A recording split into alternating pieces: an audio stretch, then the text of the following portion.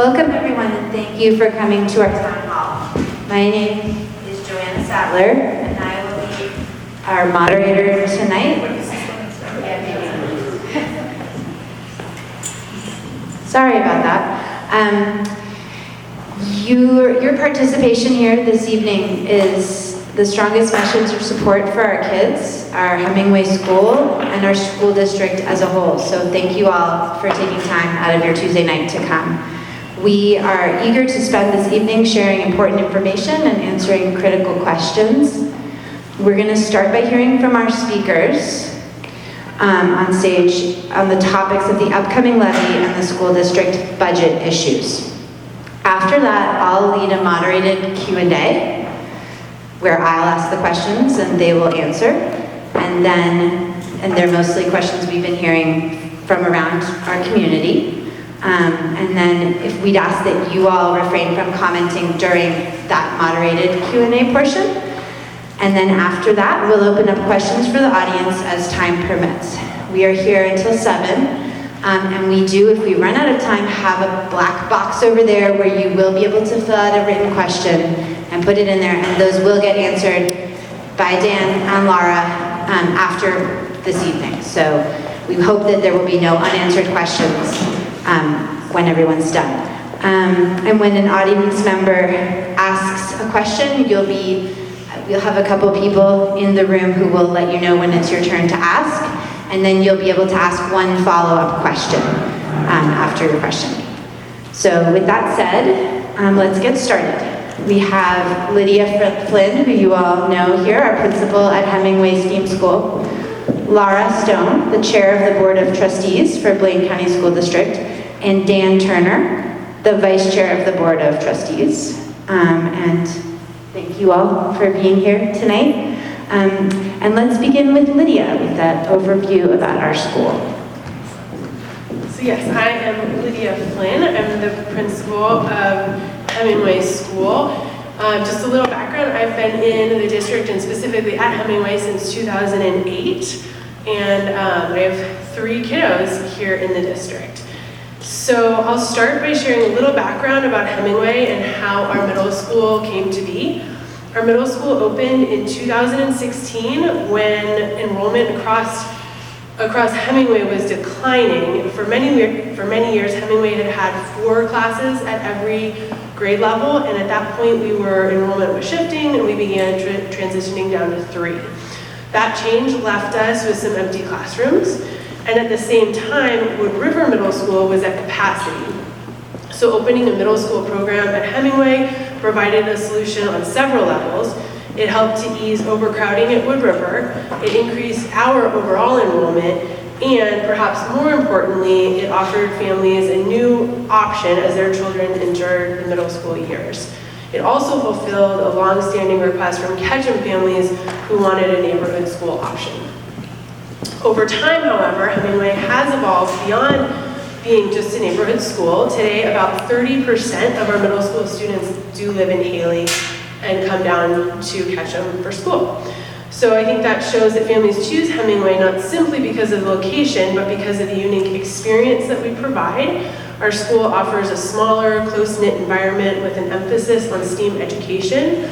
We also offer a schedule that supports the needs of our ski team families by placing electives at the end of the day. So students who leave early for training do not miss core instruction.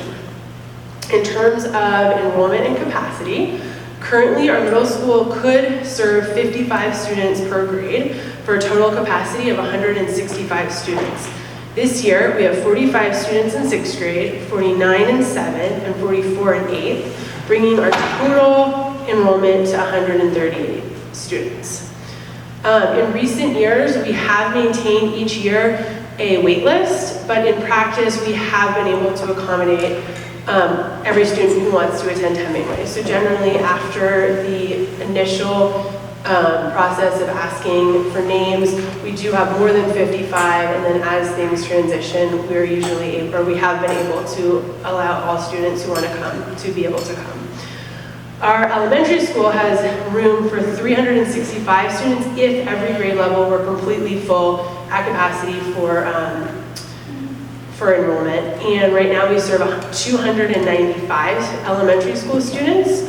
Over the last 2 years, we have seen slightly smaller incoming classes, so our current kindergarten and first grade each have 2 sections instead of 3, and we're anticipating having 2 second grade classrooms next year as well. Academically, I'm extremely proud of how our students are performing. Looking at the ISATs for grades 3 through 8 combined, 58% of Hemingway students are proficient or advanced in English language arts compared to the state average of 53.2%. In math, 55.7% of our students are proficient or advanced, which is well above the state average at 42.3%. If we look more closely just at the middle school, the results are even stronger in both English language arts and math. Every grade level exceeds the state average, and most impressively, 68% of our 8th graders last year reached proficiency or higher on the math ISAT, compared to the state average of 40%. So in short, what began as a solution to a district enrollment challenge has grown into a thriving, high-performing program that draws families from across the valley. So I'd like to thank you all for coming tonight in support of Hemingway and our district in general, and being a part of the community that is makes this such an exceptional place for students to learn and grow.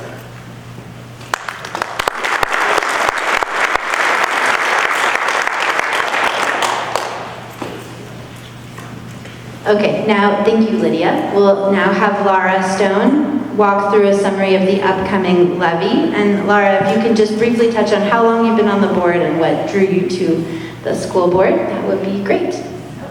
Okay, we'll try this one again and see if it works. Everybody hear me okay? Okay, great.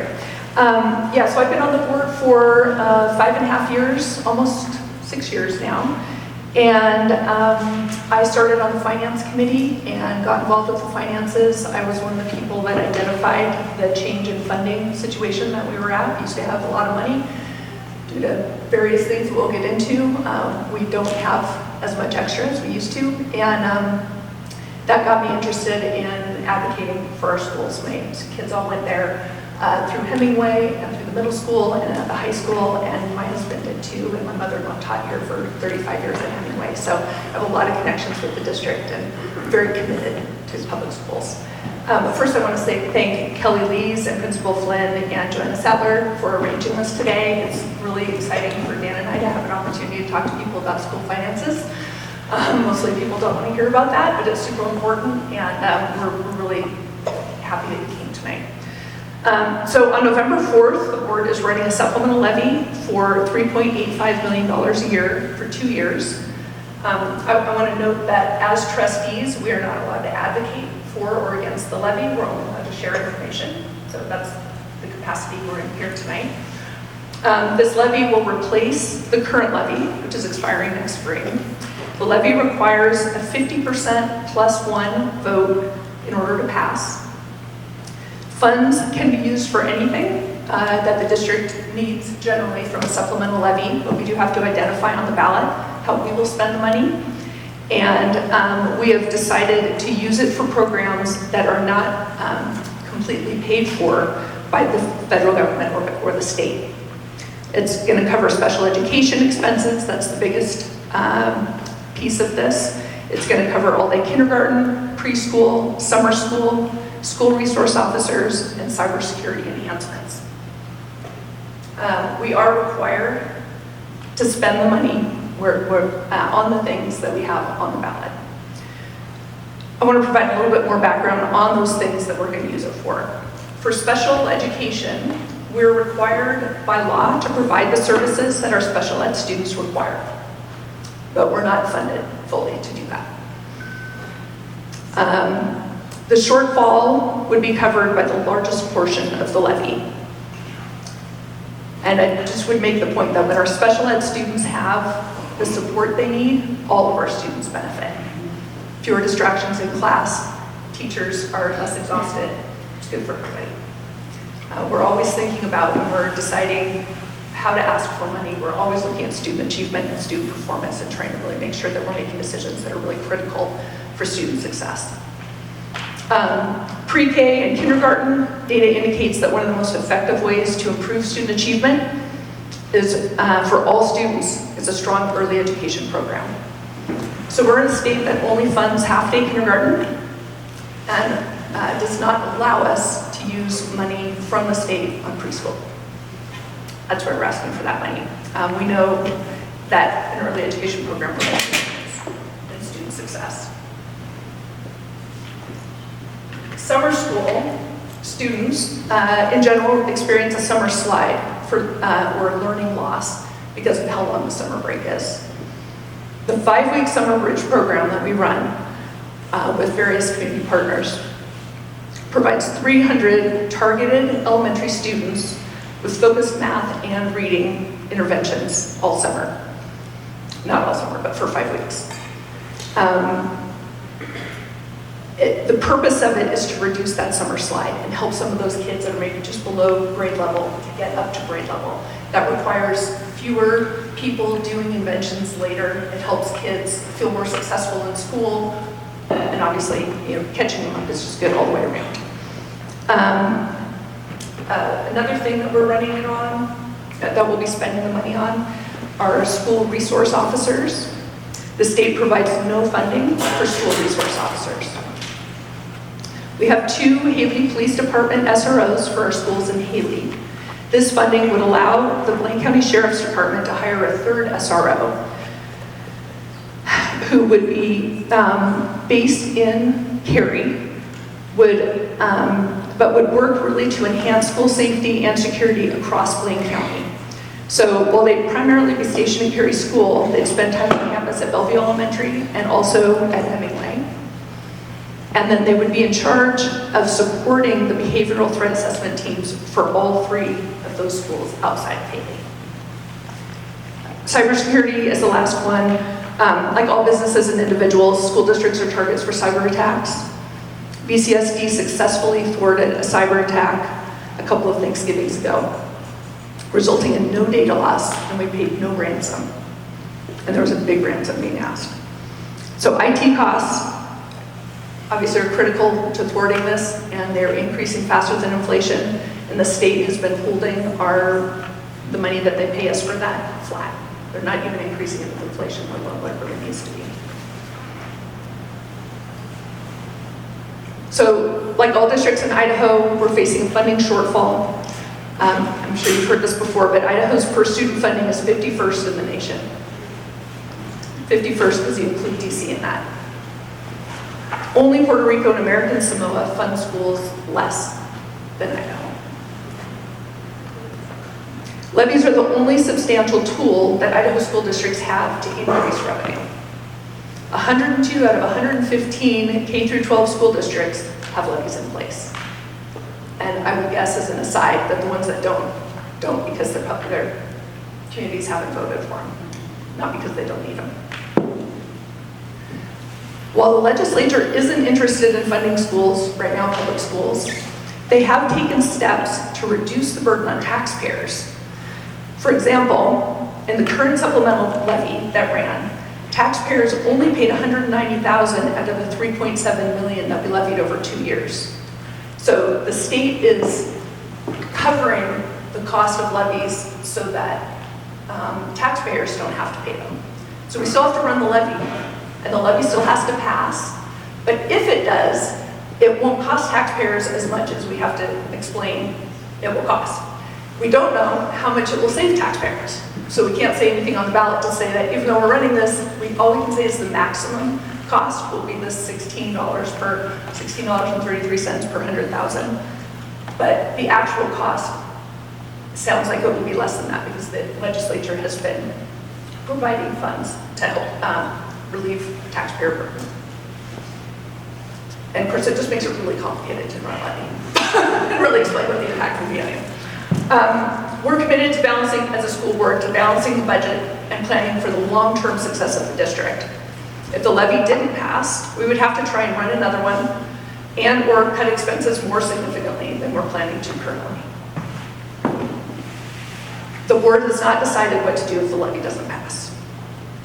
When we're facing possibility, when we were facing the possibility of both federal and state holdbacks and an expiring levy, and that was this summer, remember the federal government wasn't sending school districts money. The state was talking about maybe a 3% pullback. Plus, we knew we had an expiring levy. At that point, the board met and had a work session to discuss what we would do if all of that happened. We had 20 different options for reducing expenses under those extreme circumstances.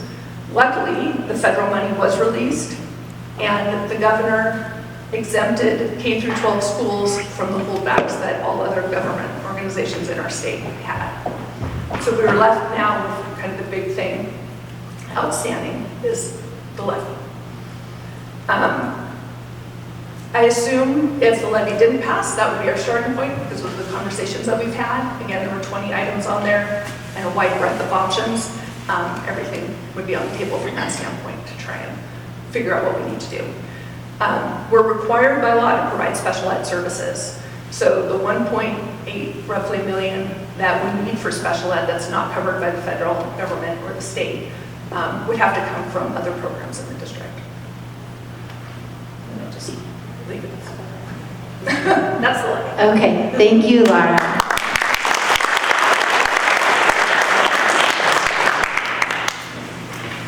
Of course, the levy isn't the full picture of our budget, so we're going to turn it over to Dan Turner now to please share with us a summary of the current budget situation across the school district. Dan, if you can just introduce yourself by saying how long you've been on the board and what drew you to the school board, that would be great. All right. Well, thank you, Joanna, and thank you all for turning out tonight. Usually when you talk about school finances, I guarantee people's eyes will start rolling back in their head. Probably not off at some point. I'll try to keep it short.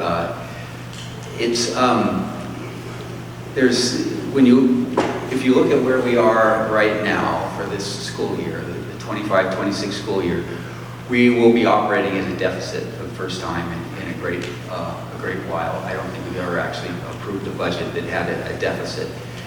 And to see how we got to that situation, I think it's kind of illustrative of the whole budget process that we go through as a board.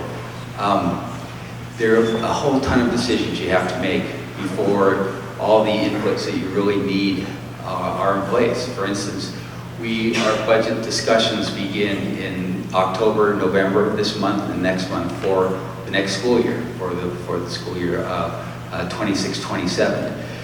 So at that point, we need to somehow make an assessment of levels of state funding, what kind of attrition we're expecting from our staff, what our medical costs are going to be, a whole host of things.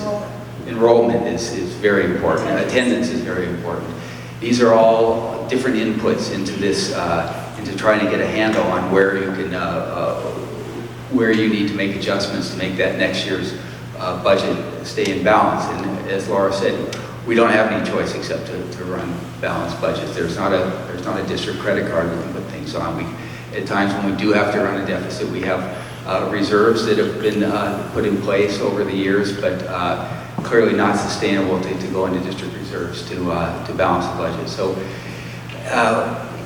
in kind of an overview of that, you're working with your district finance team to kind of come up with these look into the next year. I've been on the board, let's see, this will be my 5th year. If I can just get one of you to vote for me, I will win in November as I'm running unopposed. Also, I'll be into my 3rd term at that point. I joined the board in the midst of the pandemic. Schools were closed. Why would anybody rush into a burning building like that?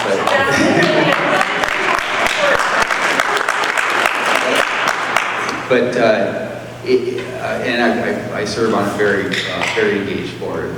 Laura Stone is an incredible woman to work with, probably the most high-functioning person I've ever met. But she definitely pulls the long oar on the boat, and so you need to pull one too if you don't want the boat to turn in circles. But in the context of this kind of trying to understand what this budget looks like, you're working with the district finance team. Laura and I now are working with our 4th district finance director in the last 5 years. That makes those continuity issues present certain challenges when you're trying to build long-term plans. So About a year and a half ago, we decided we needed to build a district financial model, one where we could try to quantify as many inputs as possible and variables that affect a budget of the size that we have. We run a $60 million budget. We set about trying to figure out what are all the different things that we could quantify that would impact the bottom line. We've built what I believe is an unbelievable picture of how things work here. There's 5 tabs, probably 100 different inputs, and it quantifies all these things we've talked about, for everything from interest rates to student enrollment to attendance and so forth. But again, these are all things we have to kind of quantify as we look into the next school year. So we're beginning those discussions now. I'm happy to say with the 25-26 school year, we pretty much nailed everything except for one thing. The State Department of Education last fall had a narrative that they were going to increase K-12 funding by 3%. We were at the Idaho School Board Convention last November. Secretary Critchfield, in her keynote address, sounded to me like she was getting a little wobbly on this, so I approached her after and addressed her directly as to, is the 3% on the table? And she said, no, we're solid. You know, the governor's behind it, we're behind it. Lo and behold, the legislature's joint finance allocations committee passed a budget that held K-12 spending flat. That blew a $750,000 hole in our budget. When they make these decisions in April and May, it's too late to adjust staffing levels. It's very difficult to address the line items of other expenses to close the kind of deficit. So they kind of left us flapping in the breeze on this one. If you look at the whole financial picture, 88 to 90% of what we spend is on salaries and benefits. Our greatest asset are the teachers that work for us, the administrators, all the support crews. The other 10% is all the things that we have to purchase, from curriculum and technology to buses, snow plows, landscaping. It goes on and on. But you're pretty much, 50 million going to our most important assets, and the other 10 million we make do to pay these other bills. So that's kind of instructive as how this whole budgeting thing gets built. So we've taken this model and we're looking at what's the world look like if we don't have a levy in place, and we have certain things that we can model. We know that we pay $5 million a year in healthcare expenses. Those go up 10% a year at a run rate, so that's another $500,000 that goes in expense lines. We've got a salary schedule for our employees that they move forward throughout their careers. That's added expenses. So again, this is where we would, if that levy expires, we're looking at about a $4 million hole in the budget that we need to address. It's the biggest issue that we're really facing, though, is something that's not unique to our district. It's nationwide, and that's declining student population trends. It's just we're in a situation, as are most schools everywhere, that we are graduating classes, much larger classes than we're seeing incoming kindergartners. Right now the delta is about 90 kids. We can model this through the next 4 or 5 years. If kindergarten enrollment stays about the same, which is about 170 kids coming in, we're graduating 250 to 260 kids a year. So we're trying to manage through this situation where we have these declining student populations, and that drives our state funding. Our state funding comes as a result of how many kids we are educating and attendance they come to our schools. But again, it's a challenge, but it's one I think we're all up to, and it's really how do you manage through these kind of pressures while doing everything we can to preserve as many vectors of success for our children as possible. That's really the business we're in, is how do we manage through a situation like this without doing anything that's going to work towards, it would work against student achievement. Because again, the board's got a list of guiding budget principles. The first principle that we have is devote resources to the betterment of student achievement. Number 2 is balancing the budget. So we take student achievement as our North Star. We will do what we can to preserve everything we can, like I said, for these vectors of success for our kids.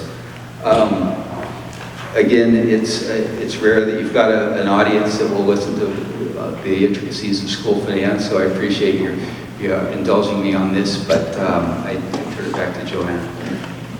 Dan, can you just briefly quantify for us with $4 million of the shortfall, how many staff members that would look like? Yeah, again, when you need to close a gap of that size, and again, if 90% of the money you spend is on salaries and benefits, that's where you've got to go to get those kind of savings.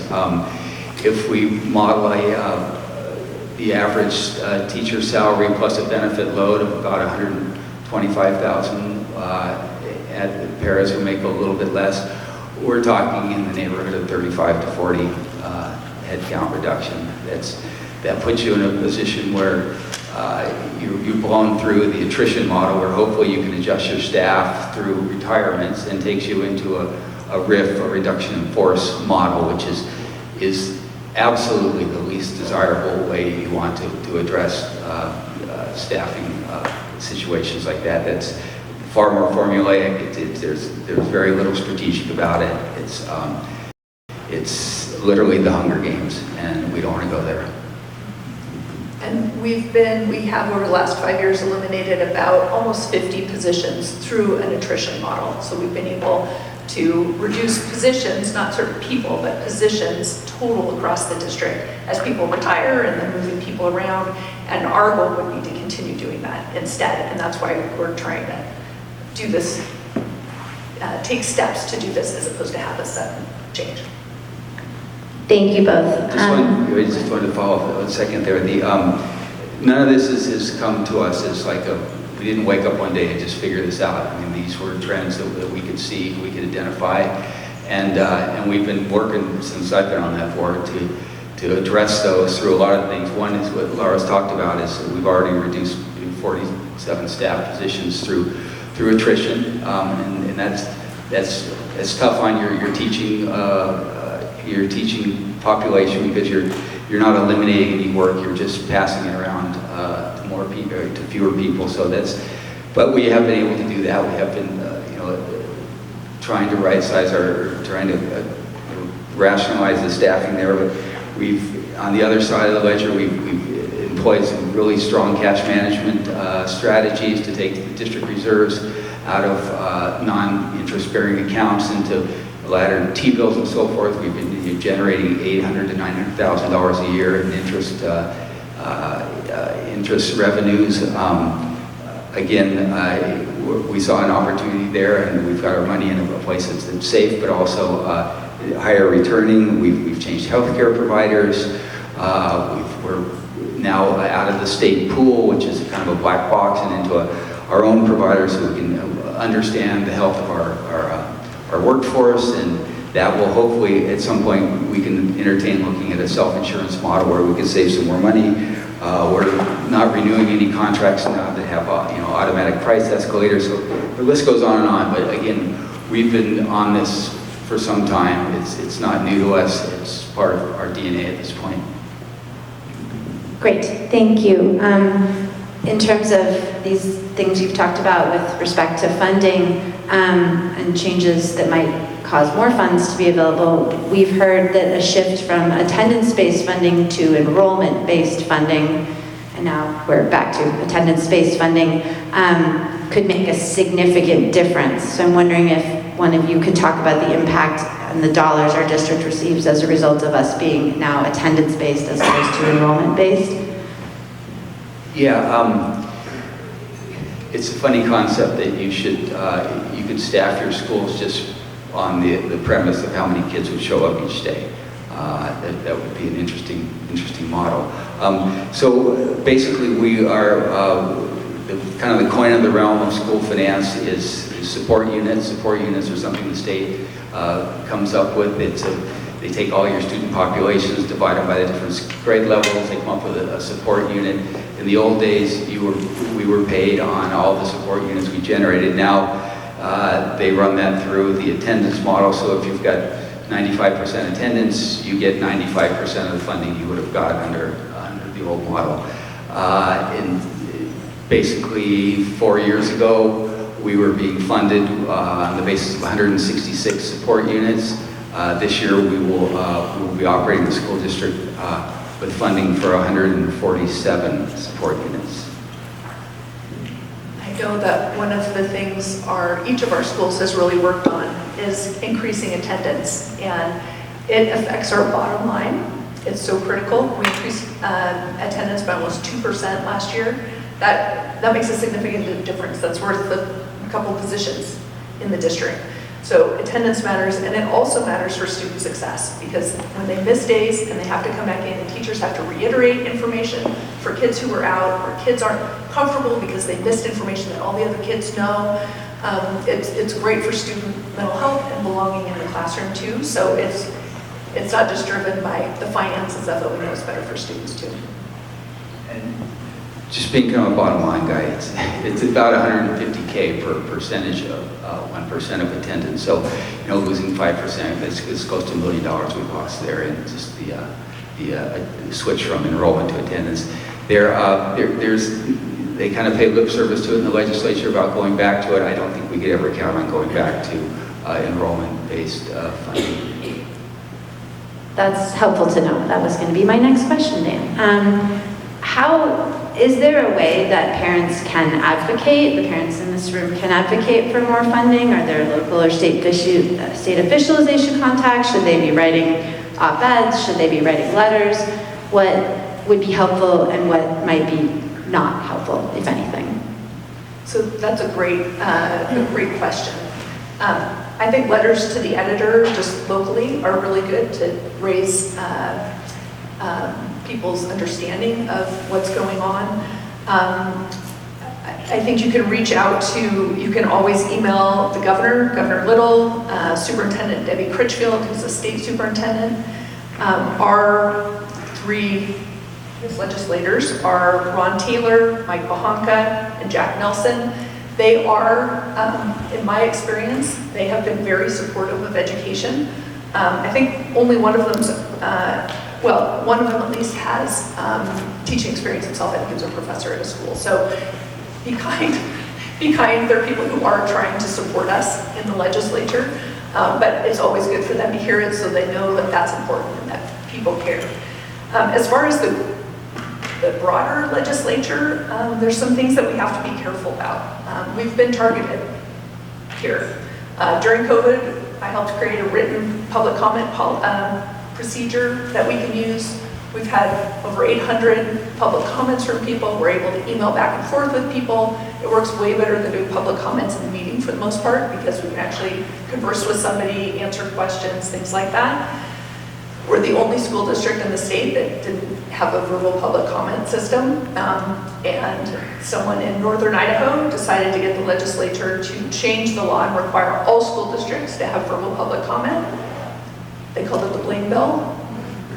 So we've been targeted, and we are in a situation right now where we're one of 4 counties in our state that get additional funding that other districts don't get. And it goes back to 2006 when the funding switched from, it used to be based on property taxes, it got switched to be based on sales tax. And because these, it was McCall and us and a couple others, and because we were resort-based with higher property values, it would have absolutely decimated our school system. At that time, Phil Homer talked to legislators and talked them into providing a one-time stabilization levy for these 4 counties. But it is there, the grace of the legislature. And so, I have concerns about squeaking when we get a lot more money than other districts do. But Laura, my understanding is that it hasn't gone up since 2006 with inflation, correct? It's just flat. one of the reasons, so at that time, we ended up with a whole bunch of extra money because we got the money everybody else in the state got, and we had this extra money.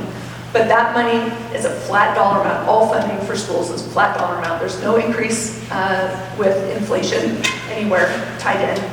And that money from 2006, if you can imagine applying inflation over that whole time, it buys, I don't know, 40% of what it did at that time. So, yeah. And we don't have any visions of the legislature adding, a inflation adjustment to it or something. It's not going to happen. Do you have anything to add? Yeah, I think that kind of explains the reality that we don't have a lot of fellow travelers down in Boise when it comes to school funding.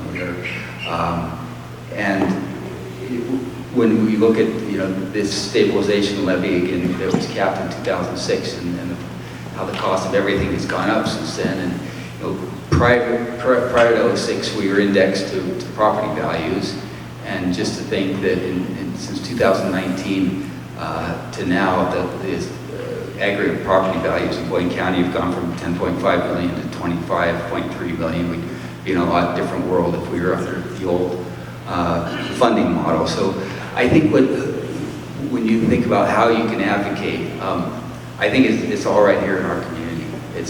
We've got to stay on point that local support is critical to maintaining all of these vectors of success that we provide for our kids, and those include, having a STEAM school, having a dual immersive school, having an alternative high school. We've got outdoor programs. We've got unprecedented levels of student support built into our model. Those are all things that we have, and I think it's going to be incumbent on our local population to stay on point that we will need support locally for these programs going forward.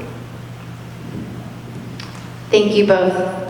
So we're clearly hearing that there's a budget shortfall, and we wanted to talk now about what that means for this school and for other schools in the district. And I'll start with the fact that we've heard that closing Hemingway Middle School or consolidating Hemingway with Wood River is a potential action step to addressing those budget shortfalls. Is that indeed the case? Again, that is one option, but really when you look at the math behind a decision like that, the savings that you would derive from consolidating middle schools would be eliminating 9 or 10 staff positions. I mean, that's where the money is. There's very little infrastructure cost to operating the middle school here. You've got 2 portable classrooms. I know the initial plan that Lydia was talking about did call for a much larger build out. I think we could we'd be safe to say that we're probably not in a position to ever pursue a very large build out for the middle school at this point. But as it is, there's de minimis infrastructure costs. So then it comes down to, we've got a district with 476 employees, and to close the middle school would mean taking 9 employees from one school. Again, sitting here, I'm speaking as one trustee, Laura's speaking as one trustee. We don't speak for a board. My feeling is that if we need to address large budget shortfalls, we have 8 schools, we have a maintenance department, we have a technology department, we have a school administrative staff.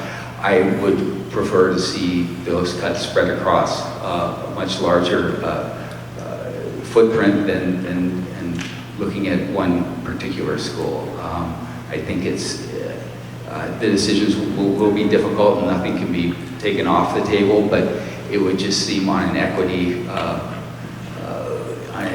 arrangement for me, it wouldn't make sense to take what I believe is a school where parents are opting in and choosing to bring their kids, and have that one school site bear a disproportionate load when it comes to cuts. I would just add, the reason it's hard to give just a straight answer, yeah, we can guarantee it'll stay, or yes, or we know that we have to close it. Well, we've explained a lot of the variables that are in here that we don't have control over. But just to kind of think about what he was talking about, that's a reduction of 9 staff. So if the levy passes, we think, based on a bunch of estimates going forward, but that maybe a 7 to 8 staff reductions per year could maybe keep us in a good spot with balancing the budget. If the levy doesn't pass, it's more like 35 to 40 people that we need to reduce. So that's a really significant difference, and that obviously would make a big difference in all the financial decisions that we had to make. And I would also say, again, one person with 5 independent people on the board, and everybody has to decide separately. We have 5 different trustees on the board. We get elected from different parts of the district, but we all represent all of the district. And those reductions would be across the district. The 7 to 8 reductions. 7 to 8 would be across reductions are across the district district. versus the 35 to 40 would be across the district. Yes, thank you. And so, since you're talking about the composition of the board, can you just very briefly touch on who proposes these possible solutions of, okay, we cut the janitorial staff, we cut this, and then whether you propose anything or whether you just vote? Can you explain just how that works and how these ideas for budget cuts or remedies come to you? So that would be a question about process, and the process would basically be, again, in this November time period, and post-levy election, we would look into the model and see what kind of deficit we're trying to close. At that point, the board would make a recommendation to the district leadership team that we need to eliminate X positions. The district leadership team then would go to the building leadership, and they would go to each school and figure out where they could come up with those reductions. That recommendation would then come back to the board, and the board would either ratify it or tell them to go back to the drawing board and start over again. So that's basically the process. It begins again with the board making the recommendation to the administration about the number of cuts in early November. It finally gets back to the board in the February timeframe, and then the decisions would be made at that point. Thank you, Dan. So, what other possible cuts are being considered if the levy doesn't pass? You keep handing it back to me. I'm good at delegating. Are there still 21 levers to pull at this point? There are 21 levers, but some of them are big, huge levers, and others are pretty small. I mean, we went out to get a new bid on snow removal. The bids came in, the contract we are signing will probably save us less than $10,000. There's just, when, like I said, 90% of your expenses are salaries and benefits, that's where you have to go. There are other things we can look to. The district currently is 225 acres of real estate in their portfolio. Is there a place where we could monetize something in that portfolio? Is there a better and higher use? So you're looking at everything, but again, it's, the staff, the salaries and benefits is where most of the money is. So it's, again, on a $60 million budget, if that's where $50 million of your expenses is, you can't really cut too much out of the other 10 and still have your snow removed and keep your technology running and pay your substitutes and everything else. What factors do you look at? For example, school enrollments. Do you look at school performance? What factors do you consider when you're looking at where you might cut those staff positions if that needs to happen? I would say one of the things that we have really been trying to do, when I first got on the board, it was almost like we had 8 different school districts. Every school kind of ran its own way. And we've really been trying to streamline that for many different reasons. We want to make sure that no matter what school you're attending in our district, you're getting the same high-quality education. We want to make sure kids are in school the same amount of times. We want to make sure that kids have access to the same opportunities where that's possible. So that's definitely part of our consideration. But I might hand this to you because we kind of come up with a big number that was short, and then you guys do so much of the heavy lift trying to figure out how to handle it. Yeah, and when it's come to the district leadership team to talk about, last year it was 8, I think, it's student impact. I mean, that's the number one. We're just trying to think about what positions can we cut with the least impact on the most kids. And over and over and over again, we just keep saying the same thing. Which way could we figure this out that's the least impact on the most kids? And there's not any person or any position in our district that doesn't have an impact on kids. So that's a really hard conversation, and it's a lot of meetings and a lot of hours, and hard. It's really hard. And I think what ends up happening, and there's teachers in the back that can attest to this, is that no matter what position we take out of the equation, everybody else in the district has to pick up that load. So, we don't have technology people in the school anymore. No, that's nobody's job anymore. Well, it turns out it still is because somebody's got to do it. So then we also that's the other thought, is how, based on what positions we're talking about, how is that a position that we can delegate, that we can spread the load, that we can figure out how to accommodate that loss. So yeah, it's complicated and not super fun. And a lot of the positions that we've already eliminated through attrition, we've been able to do without eliminating programs. But as we keep moving forward, there's going to be a point when we're going to have to start eliminating programs. And programs could be, any number of different things, not just a middle school year, it could be other things too.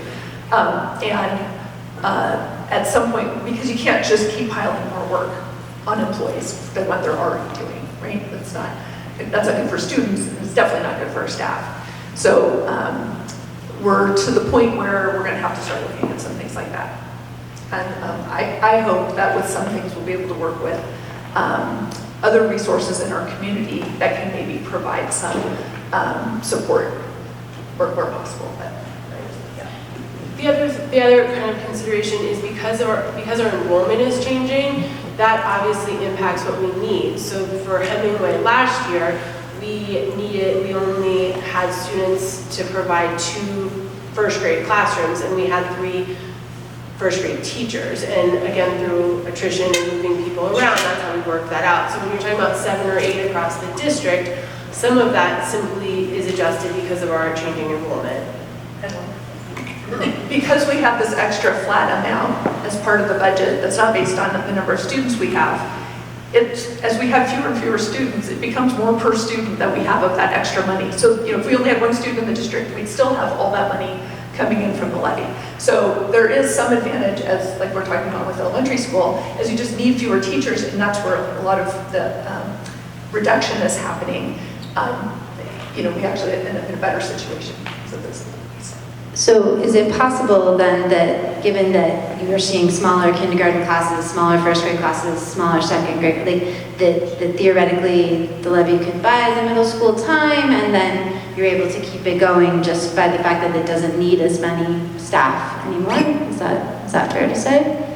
Yeah, I think in the event once we pass the levy, again, this does buy us time, and then now we're tracking cuts in line with student enrollments. Really, that's the world that we get to live in, and that's a world where you can make, I think, very strategic decisions. The world where we have to make these mass cuts is not a strategic place to be. And the elephant in the room that everybody came here tonight was about school consolidation.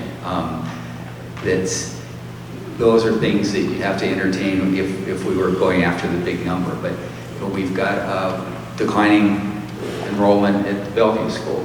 I mean, there was you could throw out the idea of combining the two elementary schools in Haley. The school in Cary is very large infrastructure costs compared to its student population. Something like that would have to be on the table. Again, everything's on the table, but when you get to a decision about closing a campus, that is probably the most traumatic event a community could go through. So what you would do before you got to that point would be exhaust every other possibility.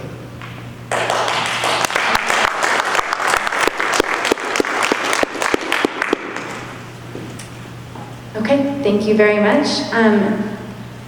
I think that we're going to have the supplemental levy on the ballot in November, obviously, and it sounds like that will go a long way towards keeping the middle school open.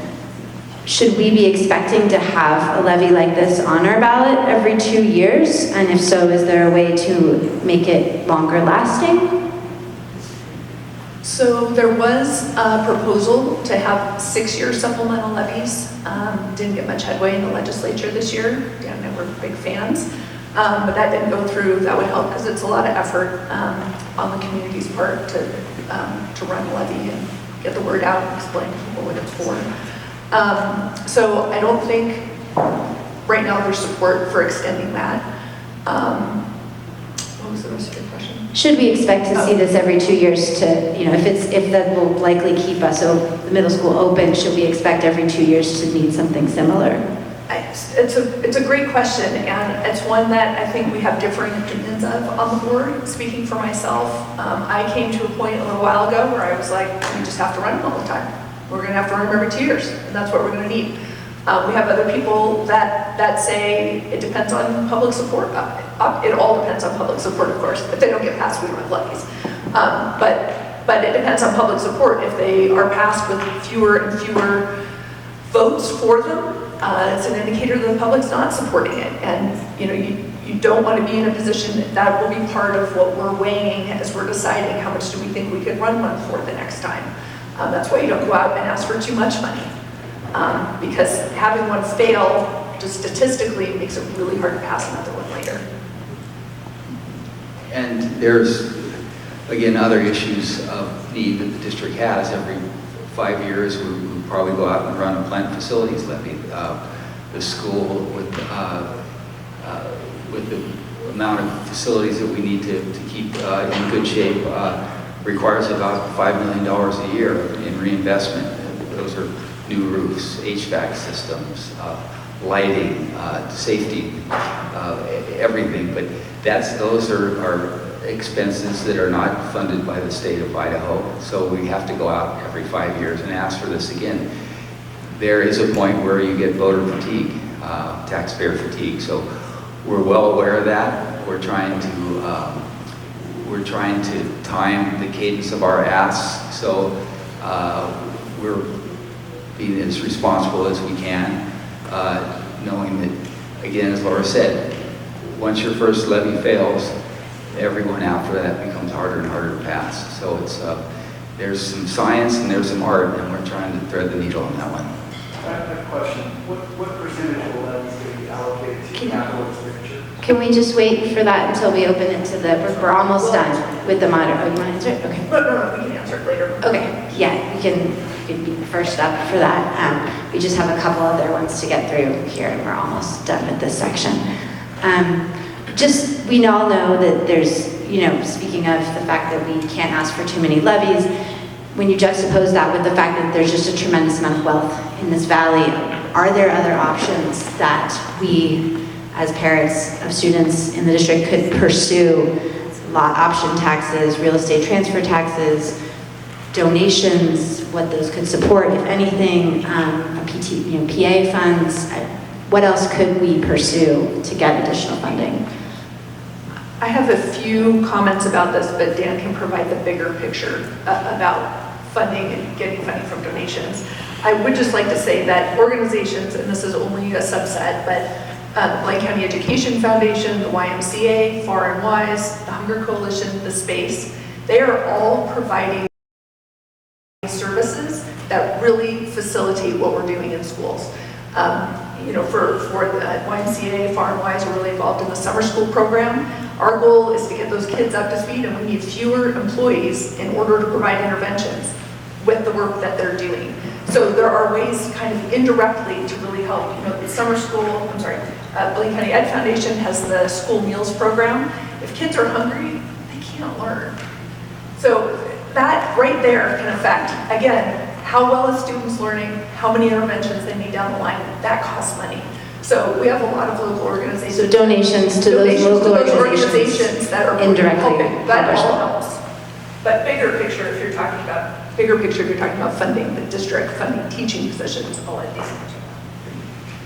Yeah, again, we've got limited options as far as how money can get into the school district, and those pretty much are the supplemental levy, voter approved, a plant facilities levy, again, voter approved, or a bond.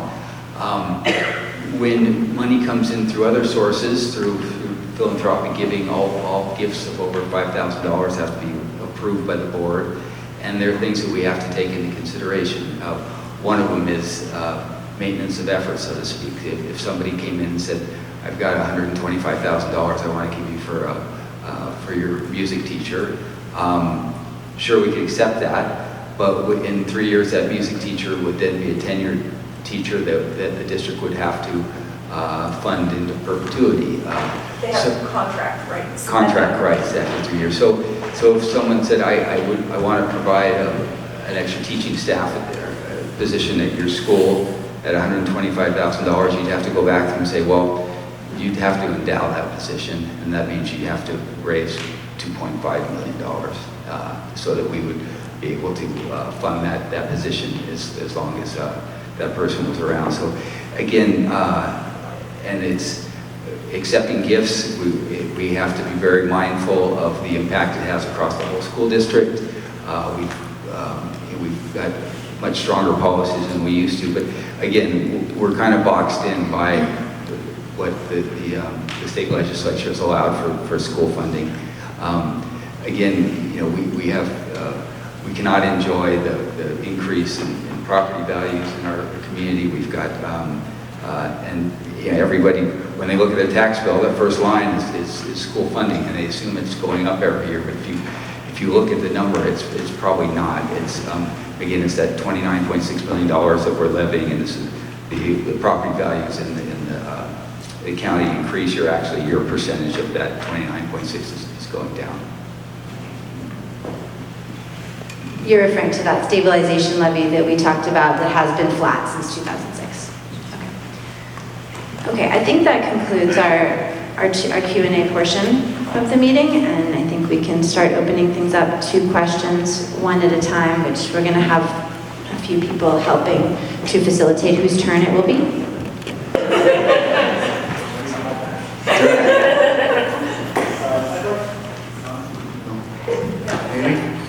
I'd like to know what percentage of the levy is going to be allocated to capital versus operational expense. The supplemental levy will be solely devoted to operational expenses. Our capital funding needs are, again, covered in that 5-year plant facilities levy that we're levying $5 million a year on. That's where the CapEx goes and funds the depreciation of our school footprint there. So this is all salaries and benefits. These are supports for students that we need. If they hand you the mic, would you ask a question? Yeah, is it boring to do? Yeah, maybe, yeah. Oh, there we go. When the levy passed 2 years ago, what was the percent that passed, like the total percentage that voted yes? It was 70 plus percent. I think it was 72%. Yeah, it's and the plant facility levy also passed with a similar number. So we've enjoyed incredible community support for our schools. We're very grateful for it. I would just add that I helped with the supplemental levy before that, which was before I was on the board, and At that point, we were just trying to split the plant facilities levy so that it became part plant facilities, part supplemental, because the supplemental one you can spend on everything. Plant facilities you can only spend on facilities. And at that point, the school district was in a situation where there wasn't a lot of trust with the community. And I was having troubles getting staff to say that they would vote for it. It wasn't going to cost anybody anything. It was just going to split it, and we had trouble getting support. So since I've been on the board, my main goal has been to rebuild the trust so people understand that we're really looking at this seriously. We have brilliant financial minds looking at this. Dan is an incredible resource for us to have. And along with our other trustees, we just have a great board, and we've been really working hard to rebuild that trust, because especially if it doesn't cost anything, we should have a problem with passing. I misspoke. Some of the money would go for cybersecurity, which we would be a contracted service rather than a smallest amount. Yeah.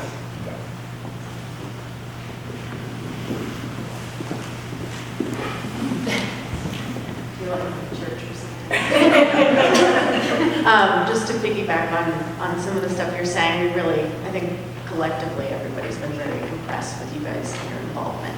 And I know there's a lot of dedication, and this gives a really holistic picture of how complicated this is, right? I'm getting flyers that are like, things are being mismanaged. It's like, I wish everybody were here to listen to all this, so thank you. In terms of when we're gonna get a decision and when this all comes together, and obviously we're waiting on the levy, but what are the dates in terms of like, we can either go home and have many glasses of wine, or we can celebrate? Like, I just want to understand like what the timing looks like.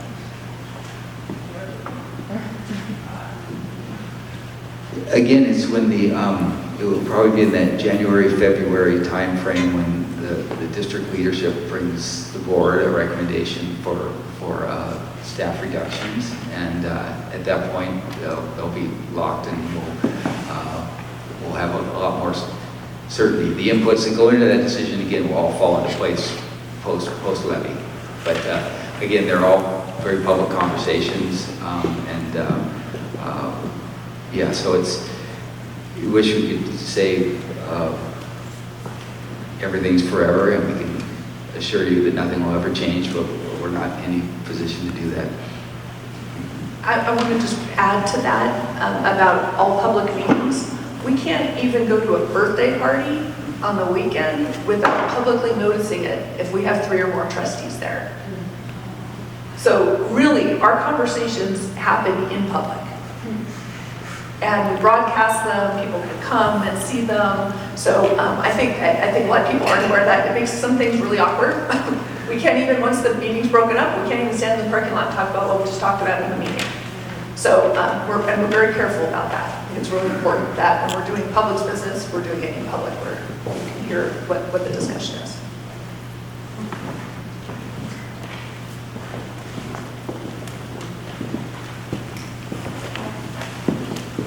Thank you for addressing all of your budget shortfalls.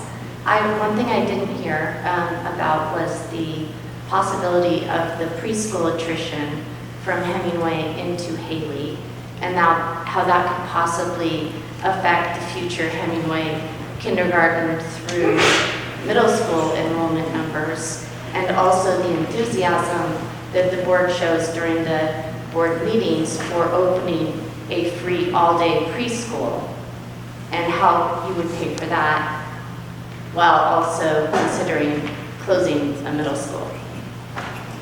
I'll try and finish up. So right now we've had one preschool that's been very full and empty. We've had a lot fewer students at the Hemingway school, and I think fewer students at the Bellevue school. We think that by consolidating this all in Haley and having the same number of staff, which is the cost of the preschool really is the staff, having the same number of staff, we can accommodate way more students. We know that the reason a lot of parents haven't had kids in preschool because it's only half day, and we think that we can, if we can coordinate with a community partner to handle the second half of the day, that we could offer a free full-day preschool. Now, the school part of it would be free, We don't know what the community partner side of it would be. My assumption would be that they probably will charge for that. But maybe on a sliding scale. I don't know how they'll set it up. So it would be an all free one. But the school part of it, because we're already doing it with the same number of staff, we should be able to offer it. And we should be able to offer, when you have more students but all in one location like that, it's easier to balance classes. Kids who need to be apart can be kept apart. Kids that need extra help, you don't have all of those in one small class, they can get distributed. So we think we can offer a better, more robust preschool system that is full day. And to do that, we would need to do it in a consolidated way down in Haley. We would still preserve the transportation options, get kids to the school. I've read reports that for every dollar you invest in preschool, you save $7 in academic interventions down the line on the students. So it's an incredibly high returning investment that we can make in our kids, and that's why the whole goal of this preschool reiteration is to expand the opportunity for kids to enroll there and to do that in a way that we can deliver the product efficiently but also effectively. So, can you stand us? If someone could speak to open enrollment throughout the district. So I hear you all speaking to pockets of enrollment decline, and obviously nationwide we're experiencing a decline in public education enrollment in general. I wonder, what is the Blaine County School District's policy on open enrollment among schools?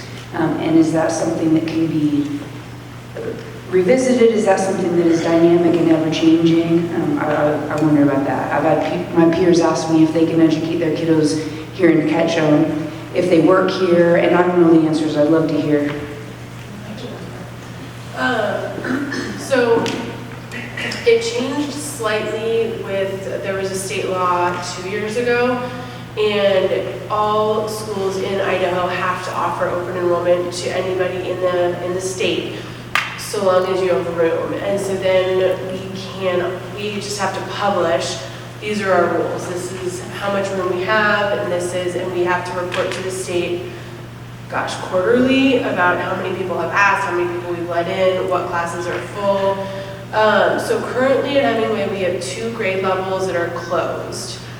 We do not have any room in 3rd grade and in 5th grade. I'm 99% sure those are the right 2 grades. Is it 4th? It might be 4th, not 5th. So if somebody wants to come to our school that lives in Haley, they fill out an open enrollment form, and if there's different numbers based on K2, we have a smaller limit on the class size. 3rd through 5th is a little bit higher, middle school is even higher, and we do save some spots because, like at K2 it's 20, but we cap it for open enrollment at 16 district-wide.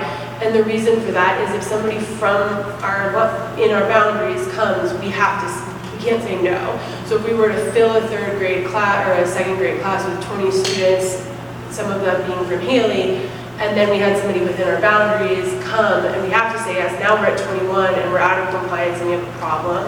So we cap it at 16 and I believe 18 at the older grades. But not middle school. Not middle school. Middle school is open because we have plenty of room in our middle school classrooms for open enrollment. So all of them are open. Does that answer all of it? The only tricky piece is for kindergarteners. We often can't tell families until a little bit late because we have to wait to make sure that all local families have already. So we had a family in just this week, and I told her, I really hope I can tell you in June. It might be August. It just depends on where the numbers are in June. Can we stay there? So on that same note, as the enrollment's dwindling and we're closing classes, kindergarten's gone down to 2 classes here and stuff, does that affect the cap?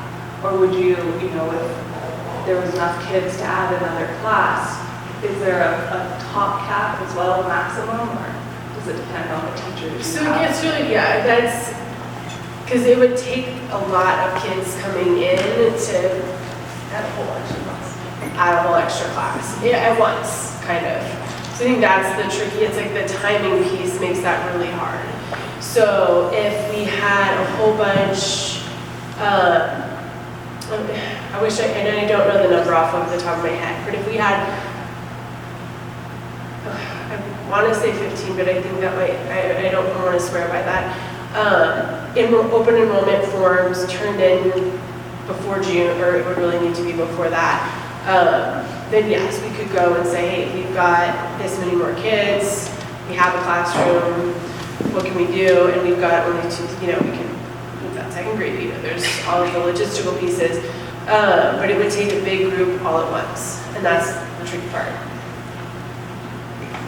I just want to add that I think being on the board is hard. These kinds of logistics are what principals are dealing with all the time. They are incredible. It's incredible. It's really complicated, and it's a lot of stuff to juggle, especially with the financial pressures. At one point we could just throw money at it to solve a problem, and it's a lot more complicated than that now. We have amazing principals. Do you have a student-teacher ratio, and is that determined by the state or the district? Is it variable? Yeah, it's we have a district policy on class size, so it's 20-1 at K2, 25 to 1 3rd through 5th, 30 to 1 secondary, and I'm not going to swear to the secondary, but it's in that range. It might be 32. And it's state, It's district. district. I imagine that there's a state number and it's higher than that. And conversely, we also have minimum, especially in secondary, where we're offering electives and so forth, so we need, X amount of kids to run a class, and that's, so it works on both ends of it. Thank you, three of you, for everything you're doing. We really appreciate it. So when I first heard about the middle school consolidation, I think it was mentioned that it was because of decreasing enrollment. That was one of the things that was one of the reasons they're considering consolidation. But if you look at the numbers over the next few years, it looks like potentially, and I know you can't predict exactly, that middle school enrollment in Hemingway could increase over the next few years. So it seems like it wouldn't be the best option to make the cuts at the middle school level. And I just wanted to see what you thought of that. I'm assuming that when we know how many cuts we have to do district-wide, that's the kind of stuff that the district leadership team is considering as they're making recommendations of where cuts could be made. So it sounds like from what we're hearing tonight that it's, and again, I know you can't make any promises, that if the levy passes, that the consolidation is much less likely. I feel comfortable saying You that. feel comfortable? I feel comfortable saying that. Okay. Again, there's 5 people on board, everybody I get it, else separate. I totally get it. But yes, he's qualified like that, we get rid of Okay. Yeah. I really appreciate your point, Dan, about having the percentage of staff cuts be focused on the middle school rather than spread across all schools. So, Again, trying to model what class size should be is so difficult. I know that in conversations with Lydia, there are a number of kids who don't move from 5th grade to 6th grade here. And so sometimes it's 15%, sometimes it's more. They're all families making decisions about what's best for their kid. And that's end of the day, what we're trying to preserve here is the ability for families to make the appropriate decisions for their kids, which learning model can they thrive in. And that's, again, trying to preserve all the optionality we can. This is just a little commentary on the paperwork that goes out between 5th grade and 6th grade. I found it to be a little bit intimidating of like, oh, you're gonna be on a wait list, or we don't have room for you, especially just as a person that lives really close to the school.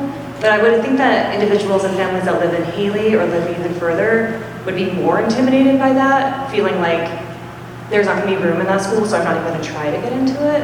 So maybe the verbiage or like the sensitivity around how much room there actually is and who's going to be allowed to go to the school would make a difference in some of those numbers and some of the families making that decision. Yeah, and we can certainly, I think it's changed over the first few years. Well, the first year, I think there were 8, Ross is in the back, there were 8 sixth graders the very first year of Hemingway Middle School. We had a tiny little group. Well, And then we had a bunch of years where we did have a wait list and it got really stressful for a lot of families, and it's changed. And so certainly, yeah, we need to change with it.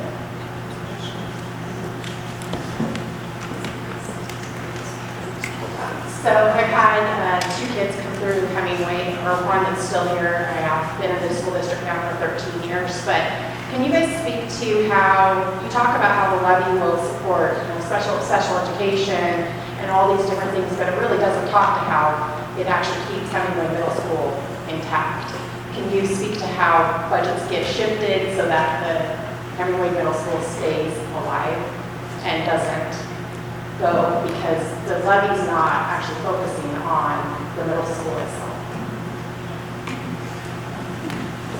Yeah, what the supplemental levy does is takes pressure off the general fund, essentially. It puts $3.8 million back in the general fund that then we can allocate to other programs. So that's, end of the day, it's providing the additional funding that, so we can keep as many programs open as possible. But again, when you go out for a supplemental levy, you need to identify the programs that money will go to fund. And that's why we selected the programs we have. Again, we wanted to select programs that we thought would have a lot of community support.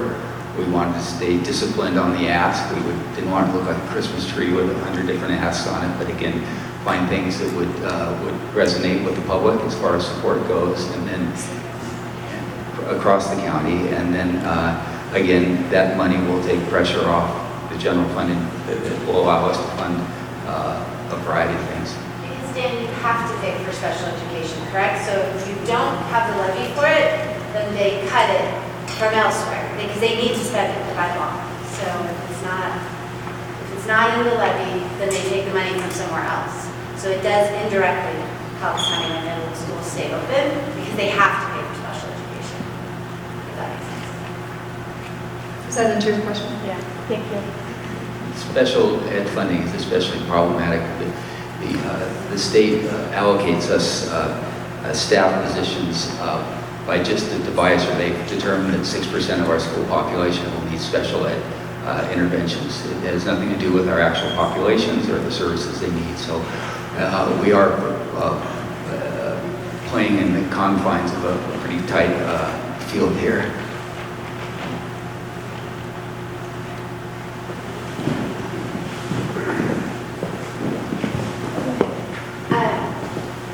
So, to be very tactical, between now and November 3rd, for those of us that are in favor of the levy, what are the top 3 things we can do to be as effective as we can as individuals?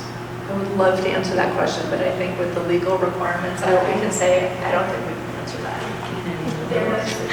There is a sign-up sheet if you just want to put your name and number down and email right over there by the door, and maybe in another venue via email we could provide some suggestions. Via non-school district. So please use your name and number down. Using a non-school district device. That's the law. Is there another question? You talked a little bit about how Idaho is ranked pretty much second to the last in the country for our, pardon? Last. That's really concerning. I was just curious, like, is that why we have such a hard time getting funding? What can we do as parents of public school kids? Like, I just think that's kind of a big picture thing we haven't really talked too much about. So I was just curious if you could speak to what is the reason for that and what can we do to change it? I think about this every night, I can tell you. I don't even know. I don't even know. Do you have a suggestion? I wish I did. It's, there just seems to be an ideology that says public education is synonymous with indoctrination of kids, and educating kids is better left to, I don't know who, but not our public schools. I'm struggling. Answer to that. I have a question kind of along those lines. You talked about the state stabilization levy. Two parts to this. When is that set to expire or sunset? Indefinite. Oh, it is indefinite. Okay. Well, then that's- It could be, I mean, the legislature could decide to rescind, but otherwise it's indefinite.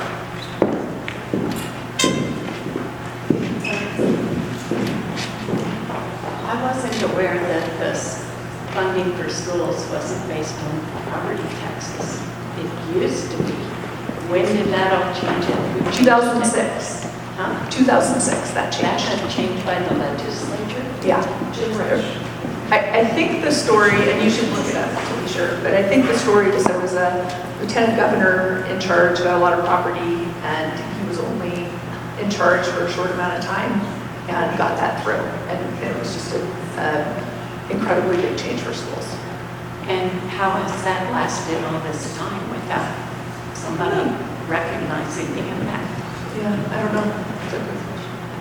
I think it's, it kind of gets to the notion that there are a lot of rural districts in our state, and that to rely on property values in these smaller rural districts didn't allow for enough funding to educate any of their kids. And so that was the movement from property values, property tax values to sales tax. And so it's now school funding comes through sales tax. Yeah, I think that's an excellent point. So it may have helped some districts. Yeah, and I don't know if it did or not, but it sounds like, yeah, it could have. You mentioned McCall and a couple other school districts that are receiving this bump. Have you looked to them to see how they are weathering these same conditions with? We actually hired the superintendent from McCall. Which has been helpful. It's been very helpful, yeah, and also the Boise School District is not under the same constraints because they were a school district before the state of Idaho came along, so they have their own separate funding model, but they're all under kind of the same, those the money's been frozen since '06. We're all dealing with the shrinking buying power of these stabilization levies. There's a monthly board chair Zoom call that I get on, and it's really been helpful to me. Obviously, we don't have a lot of other public school board chairs around here for me to get ideas from or use as a mentor. And talking to chairs across the state, these are all the funding issues or things that we're all dealing with and struggling with.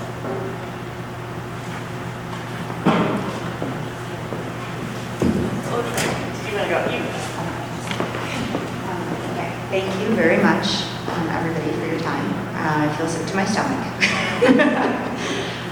But just while there's a body of like-minded people, since I'm not on the school board, I thought I would say that I think that a strong community is having education is really important. And every doctor that moves here asks me, how are the schools? Every professional that has a kid that is our age, that's the first thing they ask. And I'm so proud to say that we are so blessed with this option. So thank you for advocating for us and keeping the middle school and just the teachers and everything you do. And then the other thing that I was going to say, what was it? Oh, was that as locals, our voice matters even more, because if we all vote yes for the levy and we talk our friends and our neighbors into voting yes for the levy, then everybody sort of pays for it, including, and tell me, correct me if I'm wrong, but all the second homeowners who don't live here contribute in. So if we can all spread the word, then it will go way further.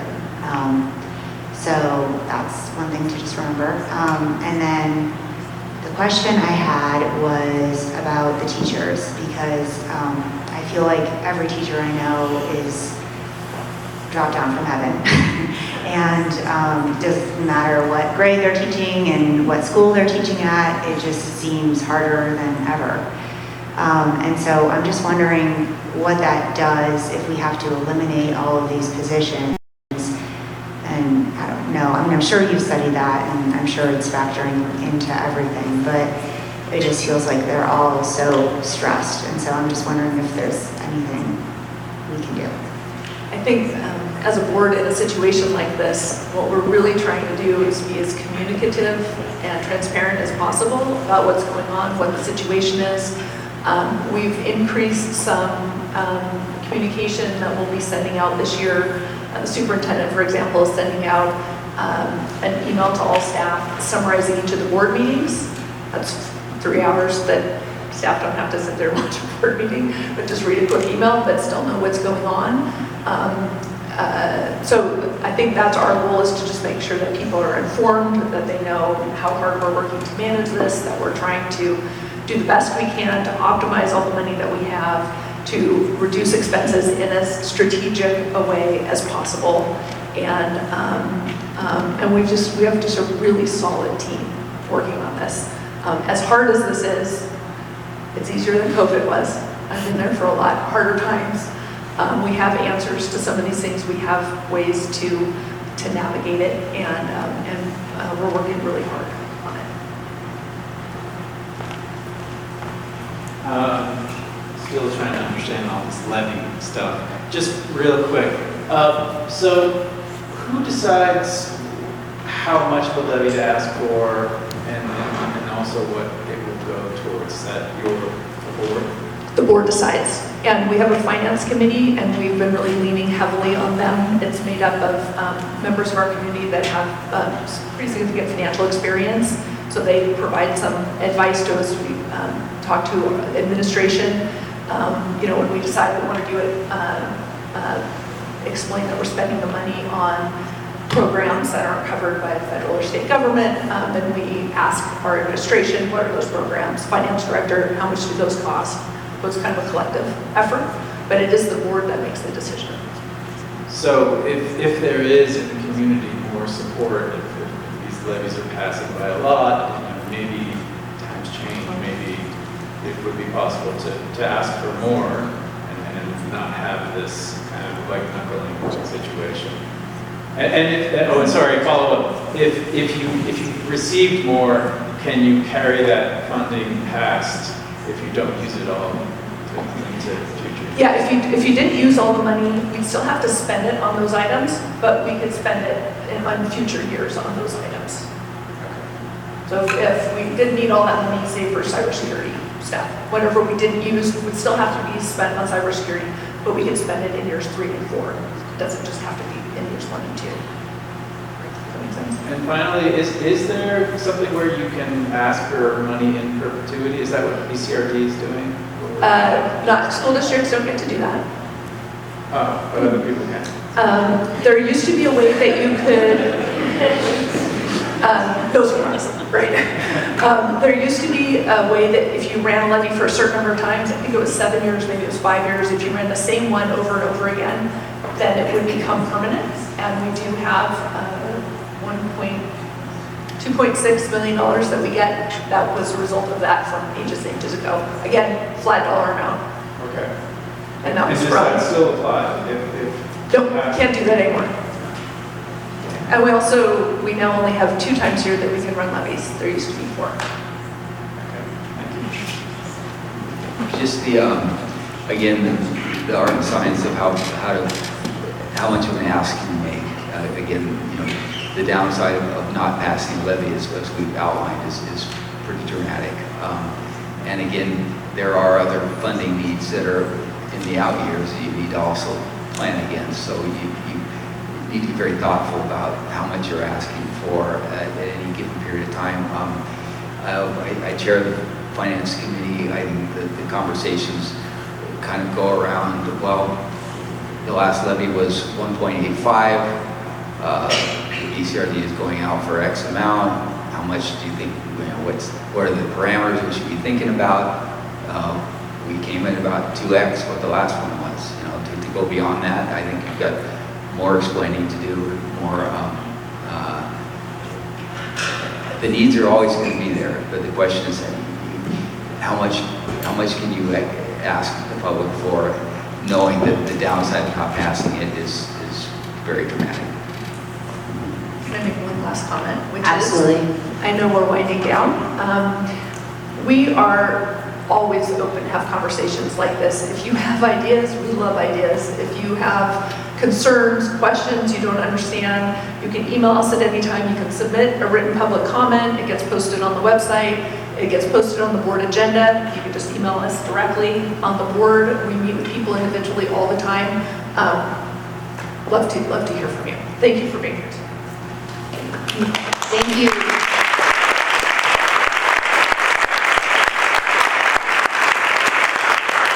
Thank you so much, Laura, Dan, and Lydia for being here as well. We just wanted to mention that if you have additional questions, there is a black box over there where you can write down a question, and Laura and Dan will respond to those questions. Additionally, as Kelly mentioned, there is a sign up over there for if you want to volunteer to be involved in advocating for the passage of the levy. So please check those out on your way out.